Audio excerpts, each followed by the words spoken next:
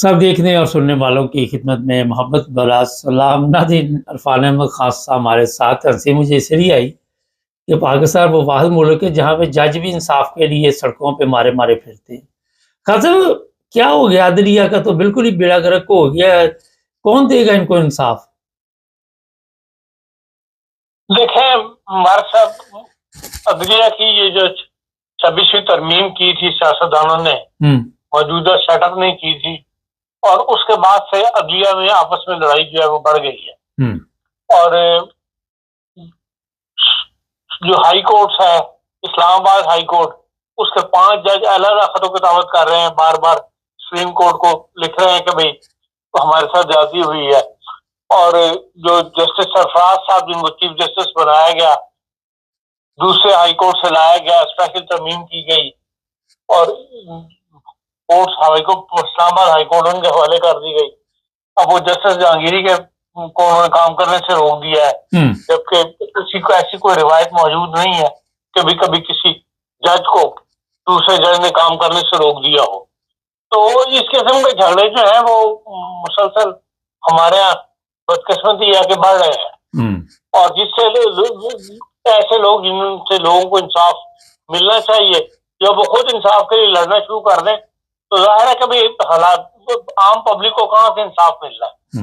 اور یہی supreme court میں ہو رہا ہے کہ وہاں جو کل فیصلہ دیا ہے منو خیل صاحب نے، اس میں انہوں نے جسٹس منصور علی شاہ کو رگڑ دیا ہے۔ جسٹس منصور علی شاہ جو ہے وہ پہلے سپریم کورٹ سے ناراض ہیں، وہ خط پہ خط لکھ رہے ہیں چیف جسٹس کو۔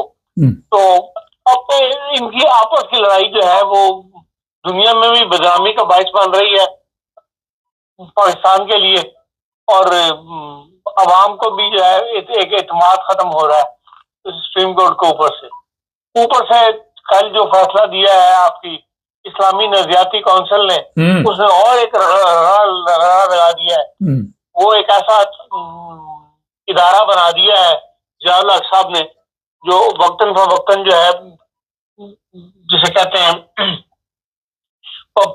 معاشرے کی دل میں چھوڑا جو ہے وہ گھومتا رہتا ہے۔ اب مرزا محمد علی انجینئر جو ہے، اس پہ پہلے روز مقدمہ بنایا گیا کہ جی نقش عامہ جو ہے اس کی وجہ سے وہ خراب ہو رہا ہے۔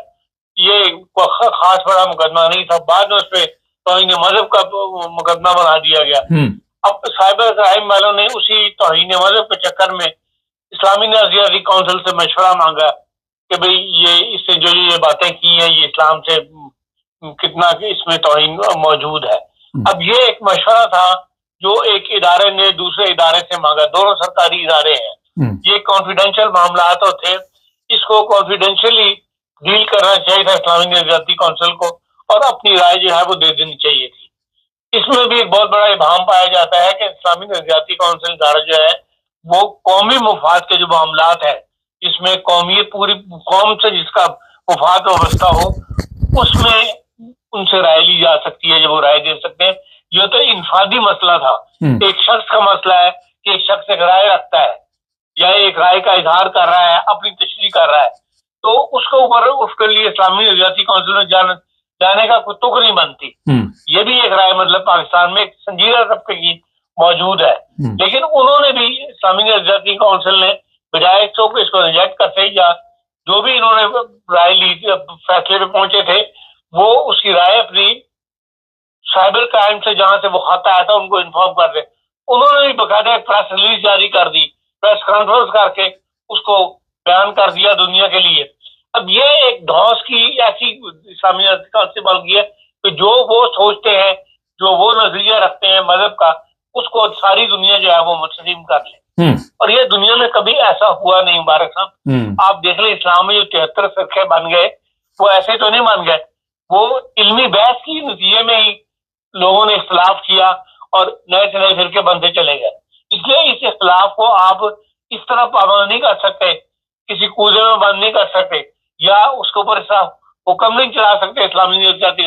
اب اسلامی نظریاتی کونسل پہ بھی لوگوں کی بہت زیادہ تفوضات ہیں کہ وہ ادارہ اس وقت بریلوی نقطۂ نظر جو ہے اس کے علماء اس میں زیادہ ہیں، کبھی اس میں دیوبندی نقطۂ نظر کے لوگ جو ہیں وہ زیادہ آ جاتے ہیں، کبھی اس میں جو حکومت کام کر رہی ہو وہ اپنے بندے جو ہے وہ لے آتی ہے.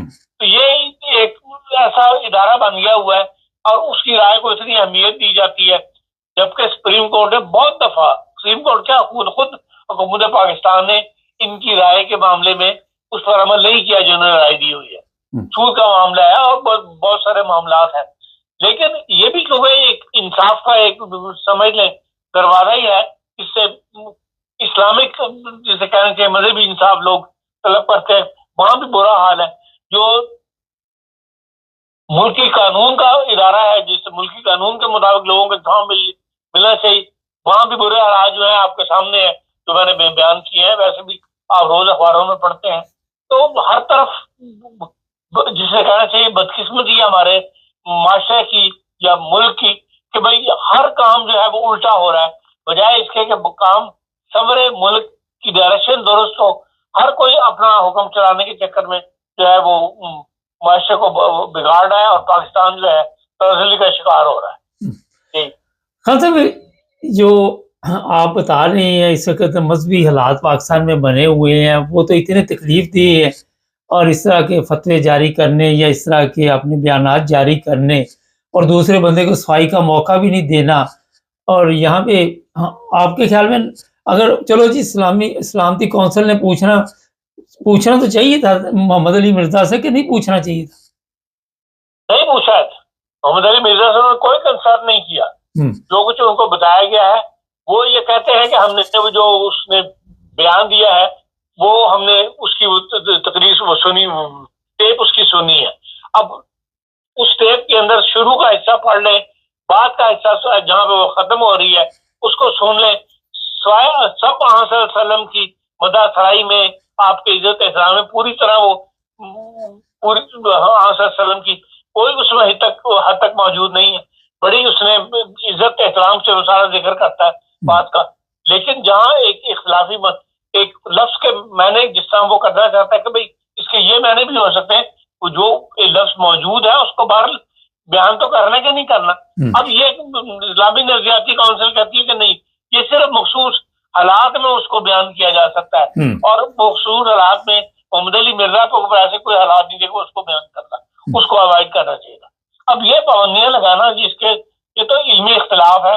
ظاہر ہے کہ علم کے بارے میں تو ہر بندہ ایک اپنی رائے رکھتا ہے، تو اس کو یہ فیصلہ ان کو فیصلے کی طاقت تو نہیں ہے، لیکن انہوں نے جو کہا ہے اس میں لفظ اپنے فیصلے کا استعمال کیا کہ ہم نے یہ فیصلہ کیا ہے. تو بہرحال حالانکہ ان کا کام صرف رائے دینا ہے، ان کا کام اسلامی نظریاتی کونسل وہ آئین کے مطابق یہ صرف رائے دے سکتی ہے، کوئی فیصلہ نہیں کر سکتی. اس فیصلے کی کوئی اہمیت نہیں ہوگی، اور یہ اس طرح اس کے خلاف ریئیکشن آ رہا ہے اس سے یہی نظر آتا ہے کہ بھئی یہ ادارے کی جو ہے مٹی پلیت کی ہے انہوں نے، اور اس کی وقت جو ہے وہ ختم ہو جائے گی اس ادارے کی. ہاں تو مگر ہمارے جن لوگوں نے ان کے اوپر کیس ڈالے وہ تو بڑی خوشی منا رہے ہیں کہ دیکھیں ہمارے پیر سارے زندہ ہیں اور مرزا صاحب کو جیل میں ڈال دیا گیا. لیکن یہاں پہ ایک اور سوال ہے، ابھی عدالت جو ہے وہاں پہ انصاف نہیں ہے، جج در بدر پھر رہے. ایک معاملہ چند دن پہلے ہوا تھا، ایک خاتون کی وفات ہوئی ڈسکا کے علاقے میں، اور اس کی تدفین پہ وہ احمدی تھی اور قبرستان بھی احمدیوں کا تھا، پرانے وہاں پہ قبرستان چل رہا تھا. پولیس یا کسی ادارے نے اس میں اچھے طریقے سے کنٹرول نہیں کیا، حالات اتنے خراب ہو گئے. کل انہوں نے اس علاقے میں کئی گھر جو ہے ان کے اوپر آگ پھینک دی، کئی دکانیں جلا دی، اور 20-25 لوگوں کے اوپر احمدیوں کے اوپر کیس ڈال دیا. تو کہاں انصاف لینے کے لیے لوگ جائیں؟ ایک بندہ زندہ ہے اسے انصاف نہیں ملتا، ایک وفات پا جاتا ہے اسے انصاف نہیں ملتا، کدھر جائیں؟ دیکھیں یہ حالات دن بدن پاکستان کے ابتر ہوتے چلے جا رہے ہیں، اور خصوصاً احمدیوں کے معاملات کے اندر جو ہے نہ کوئی معاشرے میں سے کوئی بولتا ہے نہ اٹھتا ہے. لوگ دیکھتے ہیں کہ زیادتی ہو رہی ہے لیکن اس کے خلاف اٹھتے نہیں، اس لیے کہ جو موقع اکٹھا ہوا ہوتا ہے اس سے لوگ ڈرتے کہ وہ ان کے گھروں پر بھی حملہ کر دے یا ان کی جان کو خطرہ پیدا نہ ہو جائے. تو اس لیے یہ تو حکومت کا کام ہے کہ اس کو کنٹرول کرے، اور اس طرف حکومت کی کوئی توجہ نہیں ہے. قطعاً جسے کہتے ہیں وہ خود اپنا دامن جو بچاتی پھرتی ہے. تو اس لیے ان معاملات میں اقدام اٹھانے سے کترا آ رہی ہے، جس کا رزلٹ یہ ہے کہ یہ دن بدن بڑھ رہے ہیں اور یہ پھر ایک ملک جو ہے فساد کی صورت اختیار کر جائیں گے. آج ان کے ساتھ ایک طبقے کے ساتھ ہو رہا ہے, کل کو دوسرے طبقے کے خلاف اٹھ کھڑا ہوگا, بلکہ بعض جگہوں پر یہ کیفیت موجود ہے. تو ظاہر ہے کہ اس کا نقصان جو ہے ملک کو, پاکستان کو ہوگا. لیکن اب انسان حکومت سے انصاف کی توقع رکھتا ہے, وہ بھی کرنے کے لیے تیار نہیں ہے. جو ادارے انصاف کے لیے قائم کیے گئے ہیں وہ ان کی آپس کی لڑائیاں ختم نہیں ہو رہی, تو پھر معاشرہ جو ہے اسی طرح ایک بھیڑ چال والی کیفیت سے ملک گزر رہا ہے, اس طرح گزرتا رہے گا. مسیح برادری جو ہے ان کا بھی یہ ہے کہ اگر ہم کسی سے لین دین کرنا ہوتا ہے تو وہ پیسے نہیں دیتا, تو وہ بھی توہین مذہب 295 ٹھوک دیتا ہے. پولیس والے پوچھتے نہیں ہیں. 5-10 ہزار روپے کے لیے بھی توہین مذہب کے کیس ہو رہے. تو یہ صرف پاکستان میں مذہب چل رہا ہے, کہیں اور بھی چل رہا ہے؟ یہ صرف پاکستان سوسائٹی کا مسئلہ ہے, اور زیادہ تر یہ پنجاب کا مسئلہ ہے, جہاں کا مولوی جو ہے مذہب کو استعمال کر رہا ہے پیسہ کمانے کے لیے. یہ پیسے کی ریس میں جو ہے مولوی نے بنائی ہوئی ہے کہ بھئی اس سے رستہ پیدا کرتا ہے کہ آپ پیسے بنائے جا سکتے ہیں, تو اس لیے ایسے اقدامات کیے جا رہے ہیں. نہیں تو خان صاحب, لوگوں کی تو زندگی برباد ہو رہی ہے نا, اس سے حکومت کا سروکار کوئی نہیں ہے. اچھا, کسی کو کوئی دلچسپی حکومت کا سروکار ہوتا تو اب تک اس کے اوپر قابو پا لیا ہوتا. اس کا مطلب جتنے بھی حکومتی ادارے ہیں, حکومت کے کرندے ہیں, چاہے وہ صوبائی لیول پہ ہوں, چاہے وہ ڈی سی لیول پہ ہوں یا کمشنر لیول پہ ہوں, سب اپنی جان بچا رہے ہیں اور وہ کہتے ہیں آپس میں لڑ رہے ہیں تو لڑنے دو. نہیں تو خان صاحب, میں جو پہلے ذکر کیا کہ ایک تدفین پہ اختلاف بڑھتے بڑھتے آگ لگنی شروع ہوگی, FIR کاٹی گئی, یہ کاٹا گیا, وہ کاٹا گیا, تو اس میں بھی آپ کے خیال میں حکومت کی نااہلی ہے نا؟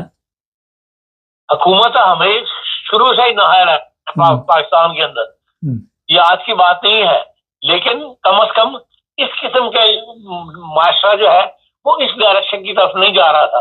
اب جب سے اس ڈائریکشن کی طرف چلا گیا ہے, مار کٹائی اور ایک دوسرے کے لیے زندگی اجیرن کر دینا, اس کے اوپر حکومت کی خاموشی جو ہے وہ بہت ہی معنی خیز ہے, جس سے معاشرے کے اندر آپس میں ایک وقت آ گیا کہ یہ پورا معاشرہ آپس میں ایک دوسرے کے گریبان پکڑے گا اور لڑے گا, جس کے آثار پیدا ہو رہے ہیں. خاصا چھوٹے بچے شامل میں نے دیکھے وہاں پہ 12-14 سال کے, ان کو مذہب کا علم ہے کوئی کہ بس لگا دیتے ہیں پیچھے کے؟ وہ مذہب کا علم نہیں, بات مواب دیکھے لوگ کٹھے ہو جاتے ہیں. آبادی اتنی زیادہ ہے, بچے گلیوں میں اس طرح پھر رہے ہوتے ہیں, ان کو ایسے معاملات پہ کٹھے ہو جاتے ہیں. جہاں مدرسے کے لوگ آ جاتے ہیں, کیونکہ مدرسے میں بچے ہوتے ہیں, تو مدرسے والے مولوی جو اپنے بچے ساتھ لے کے آتے ہیں. چلیں, بہت شکریہ خان صاحب. ناظرین, یہ پاکستان کے جو حالات بنے ہوئے ہیں بہت تکلیف دہ ہیں, اور میں آپ کو بتا نہیں سکتا کہ چھوٹی سی بات کو بڑھاتے بڑھاتے وہ اتنی بڑی بنا دیتے ہیں, اور بعد میں جس طرح FIR کاٹ دی, آگ لگا دی. کتنی مشکل ہے وہاں ایک چیز بنانی اس مہنگائی کے دور میں. پتہ نہیں کب ہم جانوروں سے انسان بنیں گے, اللہ بہتر جانتا ہے. چینل کو سبسکرائب کریں, جڑے رہیں ہمارے ساتھ.